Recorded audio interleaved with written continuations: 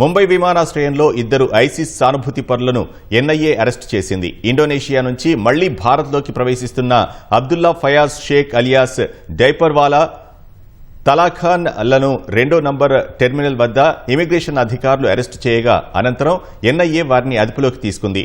ISIS సానుభూతి పరులైన వీరు 2023లో ఉగ్రవాదుల కోసం పూణేలోనే ఐఈడీలు ఇతర పేలుడు పదార్థాలు తయారు చేసినట్లు గుర్తించారు. ఇదే కేసులో 8 మంది ఐసిస్ సానుభూతి పరులను అరెస్టు చేయగా వీరిద్దరూ మాత్రం ఎన్ఐఏ కళ్లు తప్పి ఇండోనేషియా పారిపోయారు. వీరిపై ఎన్ఐఏ ప్రత్యేక కోర్టు నాన్ బెయిలబుల్ వారెంట్లు జారీ చేసింది.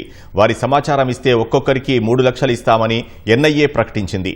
భారత ప్రభుత్వానికి వ్యతిరేకంగా యుద్ధం చేయడం, హింస, ఉగ్రవాదం ద్వారా దేశంలో ఇస్లామిక్ పాలనను స్థాపించాలన్న ఐసిస్ ఎజెండా కోసం వీరు పనిచేసినట్లు అధికారులు తెలిపారు. భారత్లో శాంతి, మత సామరస్యాన్ని దెబ్బతీయాలని కుట్ర పన్నారని వివరించారు.